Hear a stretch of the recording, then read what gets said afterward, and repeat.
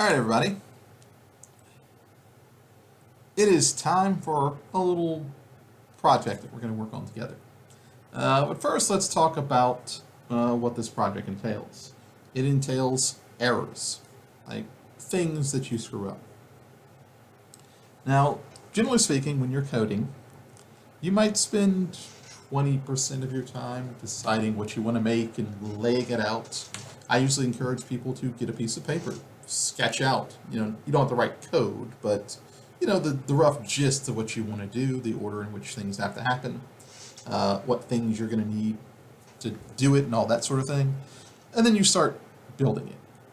So 20% of the time planning it, 30% of the time probably actually putting it together. And then the rest of the time, which is about 50% of the time, it can be more or less depending on the person, the rest of the time is basically spent fixing your mistakes. Why isn't this working? Why does this have a red line? Why is this thing saying there's an error? Why isn't this thing putting stuff up like it's supposed to? Why is the value different than it should be? So let's talk about the different kinds of errors.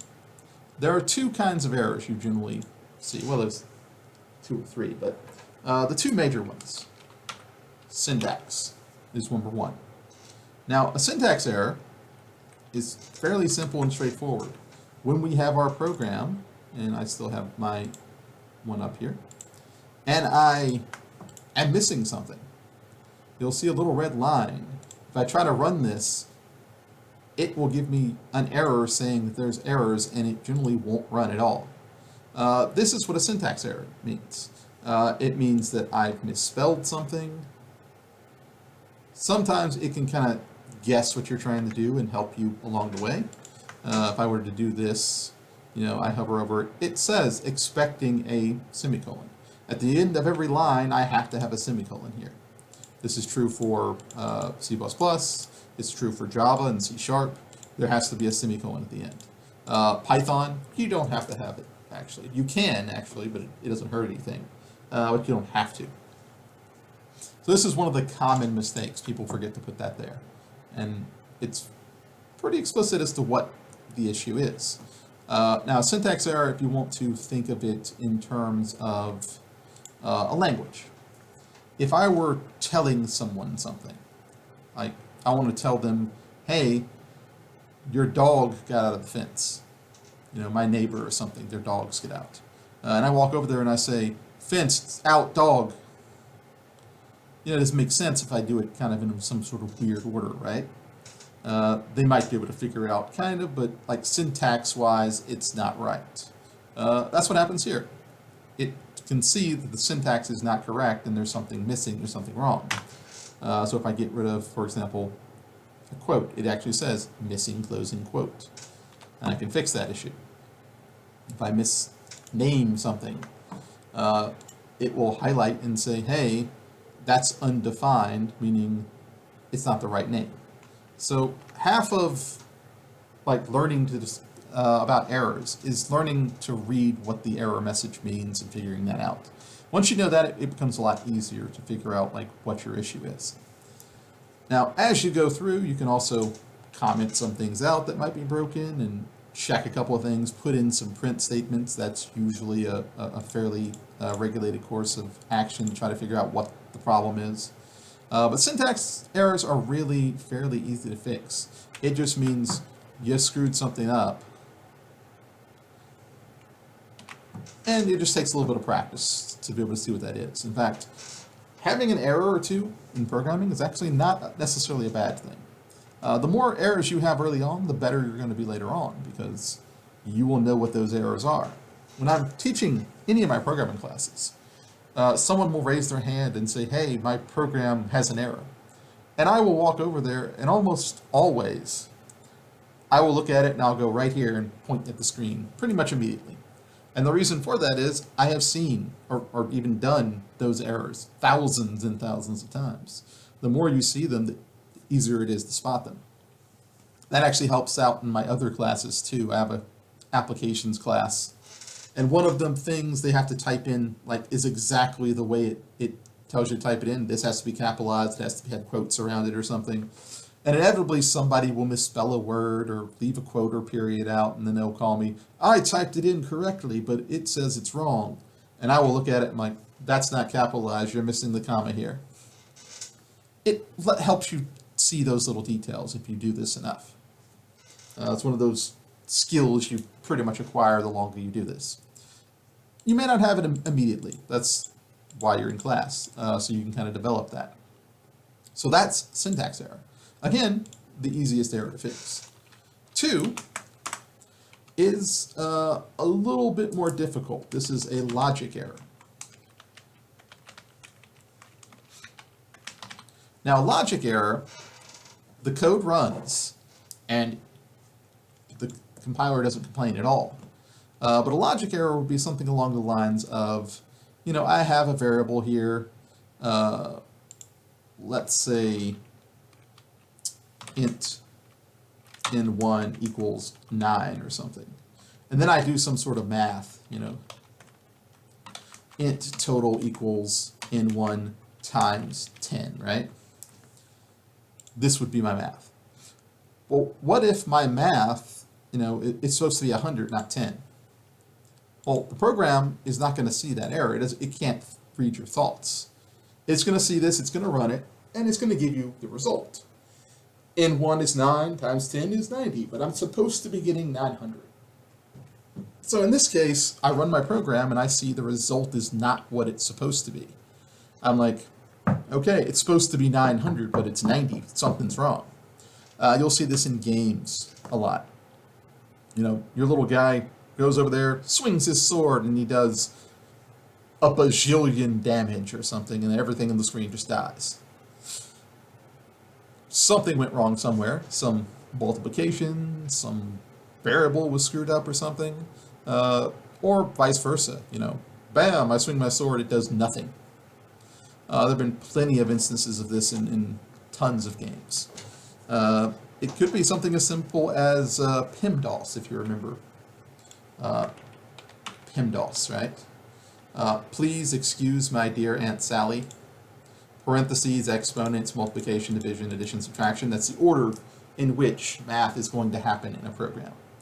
It will always do parentheses and exponents with the same priority.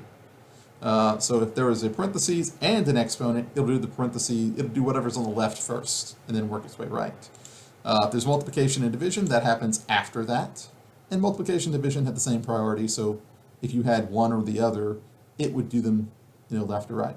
And addition subtraction is the least of the priorities. It'll do those last. So if you don't understand the PEMDAS thing, that could be an example of a logic error. You think it's supposed to put out this number, but it doesn't. And these are the hardest ones to figure out. If you remember when we typed in Bob for my age, right, and it gave us a 0, well, that could be considered a logic error. It's not supposed to have 0, it's supposed to be a number, but I typed in Bob. What if I type in the number 8, E-I-G-H-T? Well, it would still give me 0. That would be another example of a logic error. And those are difficult to find and fix because you may not necessarily know where that problem is. That's probably the most notoriously difficult. There was one in, I think, online, if I remember correctly. This guy programmed an online game, I forget what it was, one of those forgettable titles that lasted maybe a couple of years or whatever. He found an error that made him fall through the floor when he fought this boss and used a particular move. He fixed the error, but the company had already sent out the game and they were planning on basically not really doing anything else with it. So they never actually fixed the error. 3 years later, it was still running. I'm pretty sure it's dead now, but he went to that same boss, tried it, fell right through the floor. And the sad thing is, he fixed the bug, like, after the kind of launch date and sent it up to the higher-ups, and they just never bothered putting it in there. But that could be, obviously, a logic error there. Something happened when he executed a command that maybe turned off his character's clipping or something, and he just fell through the floor and died. Could be a number of things. But that would be incredibly difficult to find unless you just knew how everything worked and you tracked where every little thing was, and then you finally figured out what was going on. That's why some of those things never get fixed, especially in those large games that have millions and millions of lines of code, because they're just that difficult to figure out. Others will just, say, oh no, it's, you may have heard this phrase, it's working as intended.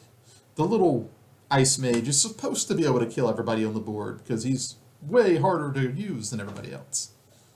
That's just laziness. But anyway, those are our two types of errors.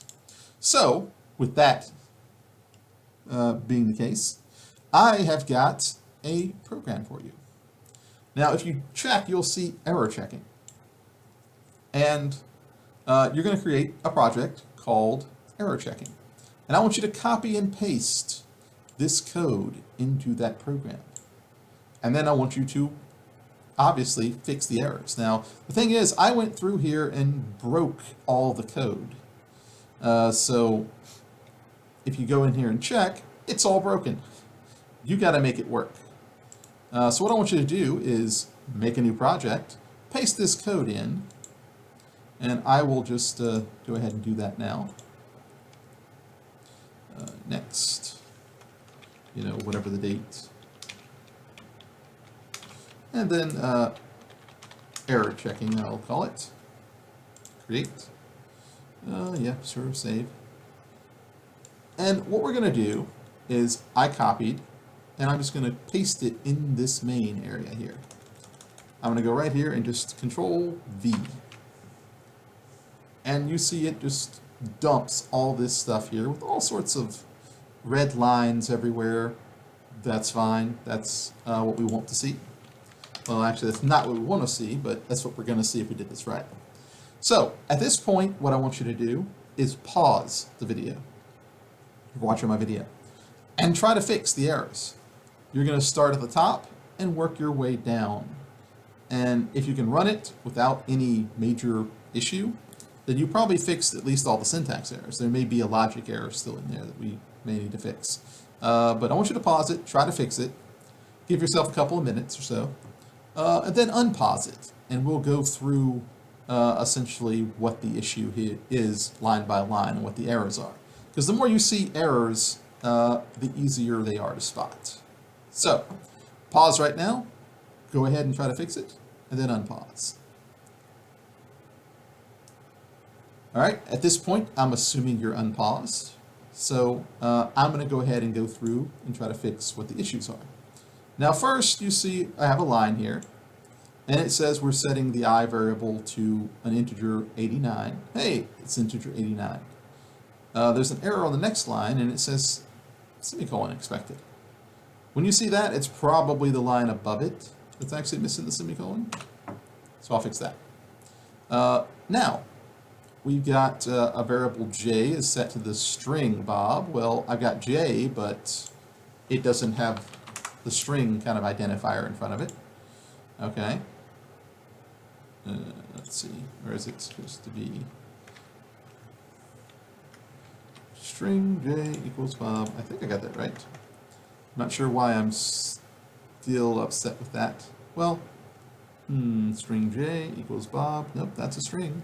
Identifier string. I've got my thing. Oh, well, hang on. Let me go ahead and add in the using namespace here.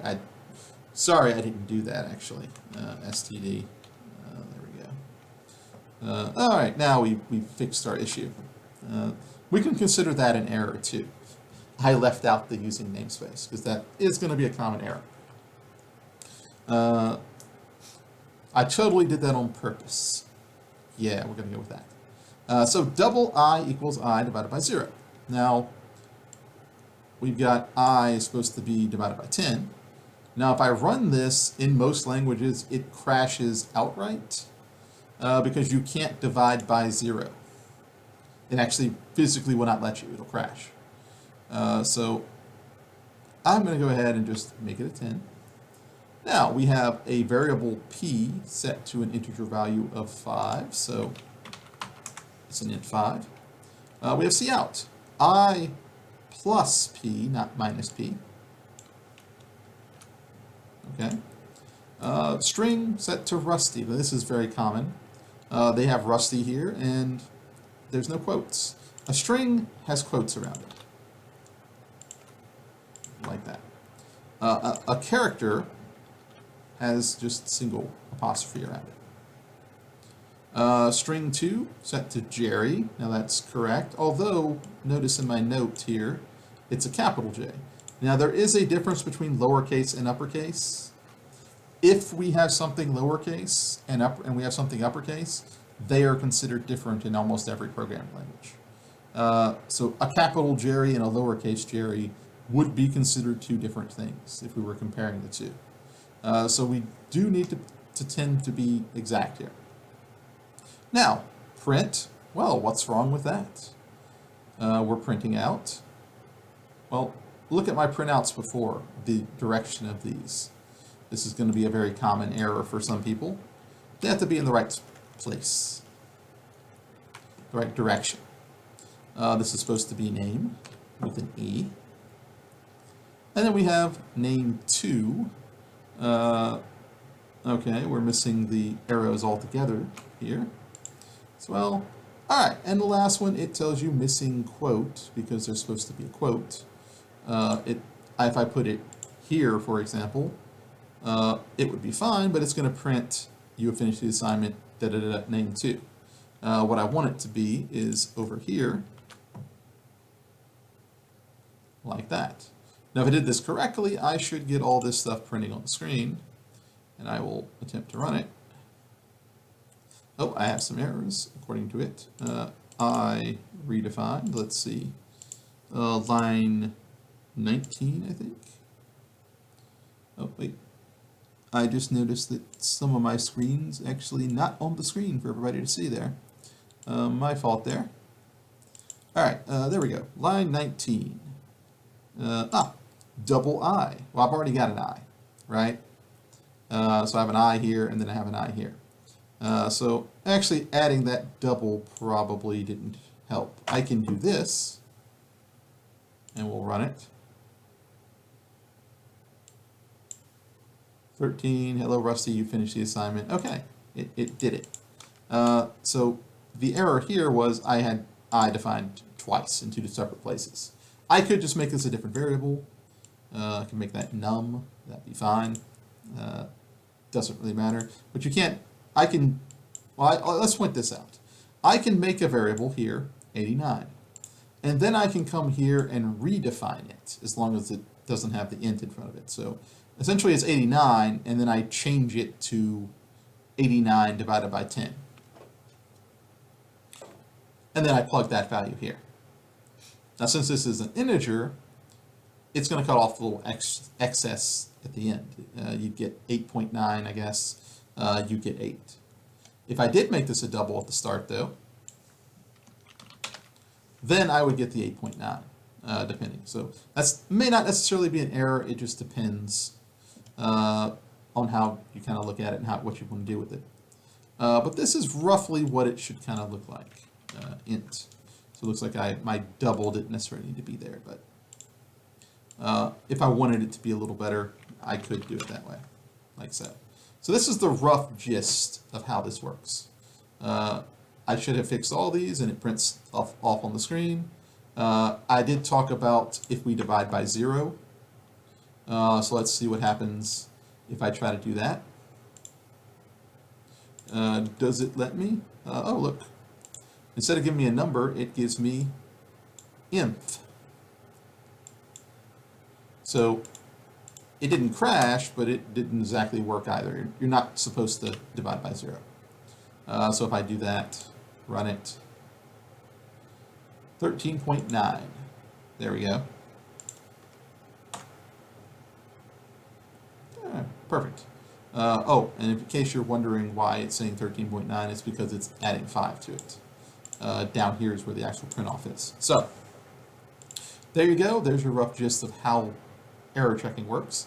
Now your next step is to turn this in. Now, right up here, it's going to be different on your screen, but there should be a start assignment. And what I want you to do is turn this project in by zipping it up. Now, my project, and anytime you want to save this, by the way, every time you hit run, it's saving. Of course, you can hit save all as well. But my location, I'll have to if I just went to new project, for example, and hit next, there's my location of where my program is, right there. This is where I put it. So I'm going to back out of that and just go to that location. Move you out of the way so I can see stuff. Alright, so we'll go to this PC. I'll just type it in here and press enter. And I'm here. And I got several little programs here. This one was error checking. If I go in there, you'll see there's a solution file. If I go in a little further, you'll see several other little project files and stuff. x86 debug, and we actually have an exe file here. And if I back up, if I'm not mistaken, that's the actual code right there, CPP. What I want is the whole project, all of the little files and everything in it. So what you're going to need to do is, on the outside of this project, this should be the same whether you have a Mac or PC, but I need to right-click, send to compressive folder. If you have a Mac, you may need to make a new zip folder and drag it into it, but I need a zipped up folder. So what's going to end up happening is, oh wait, there we go, let's try this again. Send to compressive folder. File, it's complaining because I have it open. So I think we had this issue last time. I'll close this out. There we go. So I close it out. Now I should be able to compress zip it. And I think we've gone over this once before, but I want to attach that and submit it here. And then I'll grade it. I'll go through and make sure everybody did what they're supposed to do. And that is error checking the project for the week. So if you have any questions, comments, concerns, or anything like that, just feel free to let me know. Otherwise, I'll see you next time.